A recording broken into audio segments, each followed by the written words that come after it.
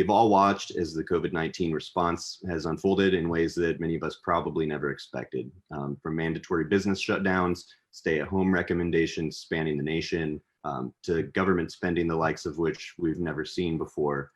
This is the climate under which the next president will enter the White House. The situation they inherit is going to be one of working our way back to life as we knew it, but undoubtedly still far from it. So no one can change what's already happened.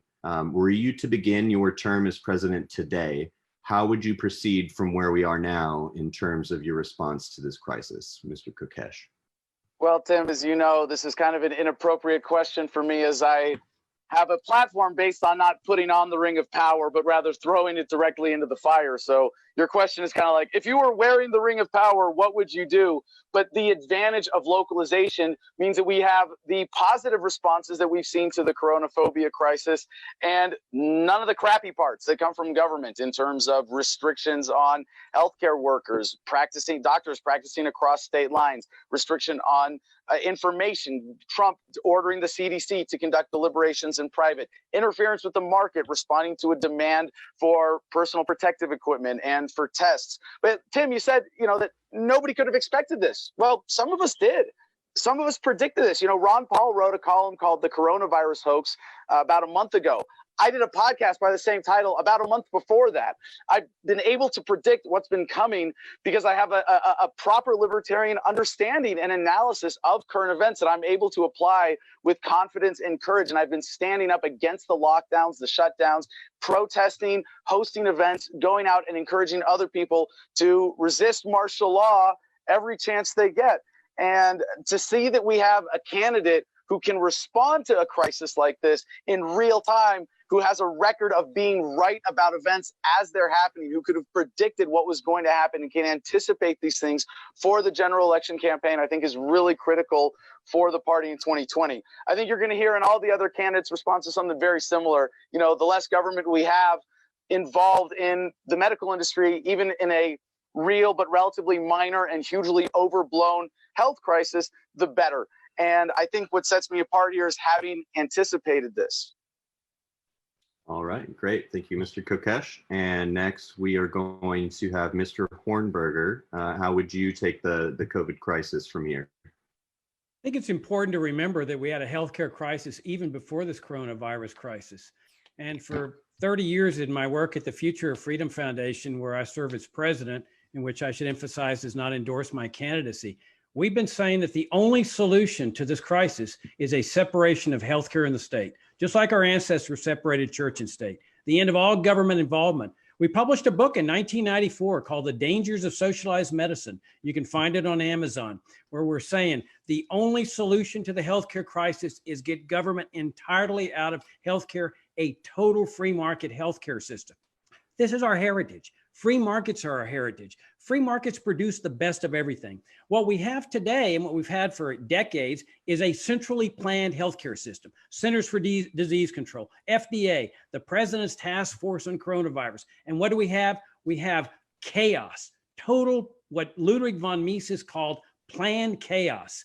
They don't know what they're doing, these government officials, and we see the dictatorial nature of them coming out. We got little mini tyrants in mayorships and governorships.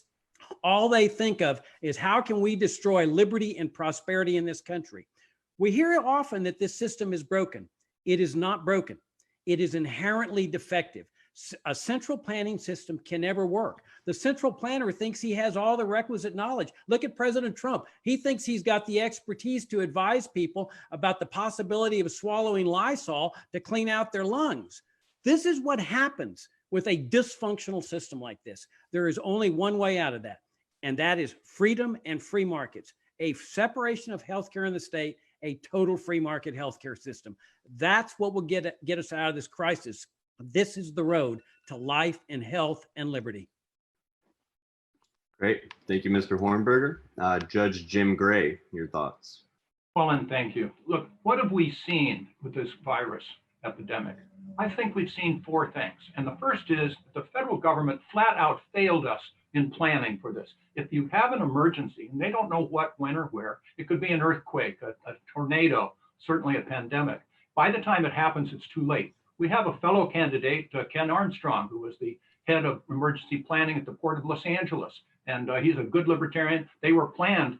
So when they had an earthquake 3 years later, I accused him of causing the earthquake, but they were ready. He showed how planning would help. They failed us in that.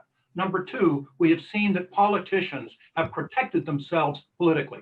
And how is that? Oh, I'm a mayor, I'm a governor. I'm going to make sure that you stay healthy. I'm going to do everything I can, including decimating the economy. But if you stay healthy, then I was successful. I'm a hero. No, that's not the right way. Or if you get sick, well, then I did everything I could, so it's not my fault.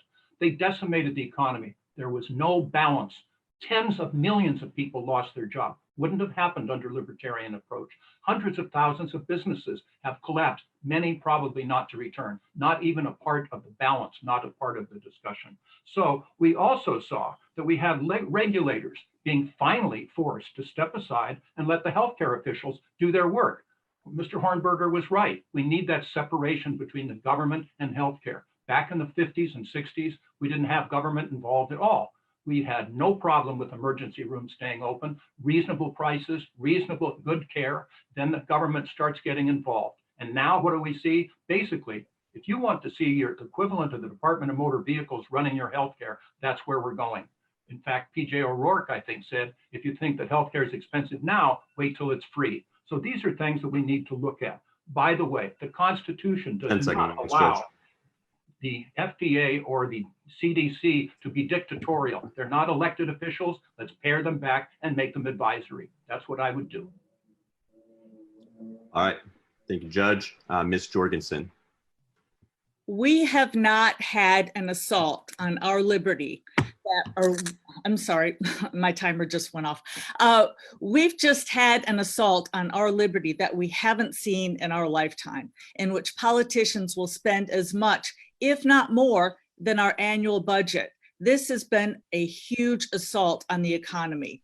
Bureaucrats are incompetent at knowing where the money needs to go. Only the free market can do that. As president, I would stop the bailouts and get repayments wherever possible from the people who have already gotten these bailouts. What they're doing now is they're setting up a long recovery session, just like we had in the 2008 bailouts of the banks. This is the same thing all over again.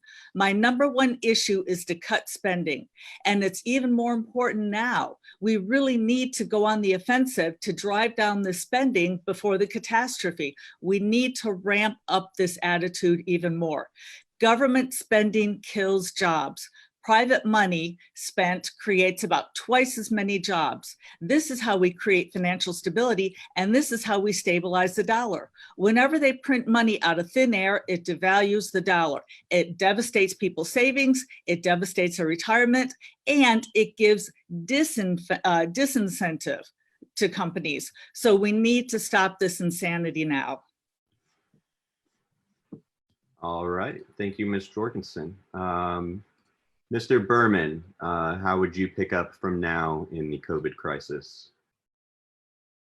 So I think it's really important just to, like everybody said, get government out of the way. There's a really interesting point to be made. I think Jacob mentioned central planning.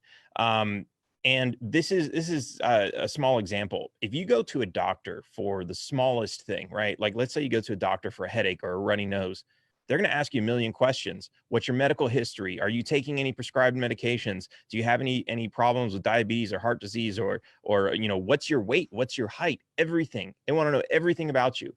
And somehow, because those are all relevant, right? They might be like, oh, well, we need to give you this medication. Oh, but it says here, according to this, that's going to be really bad for you. These are really important things. But when the government comes along and says, oh, well, we're going to prescribe something for the entire country of 320 million people, are they doing that full health check on 320 million people? No, they're going to come and prescribe something for 320 million people. Is that a mandatory vaccination? Maybe. Is that shutting down your business and forcing you to figure out some way to survive without any income?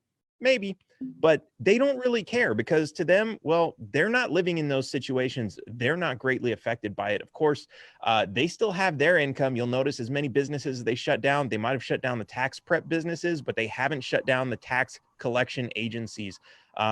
that are still destroying this country. So like I said before, go back to the American dream. We should all own property. We should not be worried about paying rent and paying taxes, because that is what forces us all into debt and forces us to become dependent upon their economy, which is to their vision, centrally planned. We need to be able to make our own decisions and choices. All right. Thank you, Mr. Berman. And the final response to how to proceed from now with the COVID-19 crisis is going to Mr. Supreme. Number one, of course, make hand washing mandatory. I would also outlaw COVID-19, and I would create COVID-19 free zones. Also, I would be going back in time to kill baby COVID. I would also build a microscopic antiviral, antibacterial wall around this great country of ours, along with a moat filled with Purell.